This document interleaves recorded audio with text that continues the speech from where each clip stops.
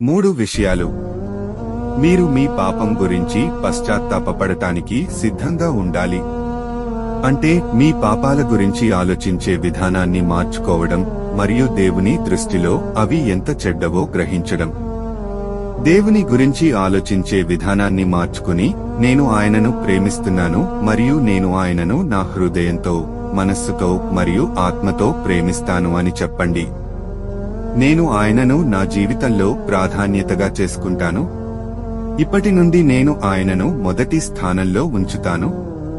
ఆయన నా రక్షకుడిగా మాత్రమే ఉండడు, నా చట్టం. మరియు మీరు పశ్చాత్తాపపడటానికి సిద్ధంగా ఉండాలి. మరియు రెండవది, విశ్వాసం ద్వారా క్రీస్తును మీ హృదయంలోకి స్వీకరించాలి. అంటే మీరు మీ మొత్తం బరువును ఆయనపై ఉంచి ఆయనను మరియు ఆయనను మాత్రమే విశ్వసించాలి. మరియు మూడవదిగా, మీరు ఆయనను అనుసరించి ఆయన శిష్యుడిగా మరియు అనుచరుడిగా సేవ చేయాలి మరియు ఆయనకు లోబడాలి. అంటే మీరు ఈ ఎంపిక చేసుకుంటే మీలో చాలా మందికి పెద్ద మార్పు వస్తుంది.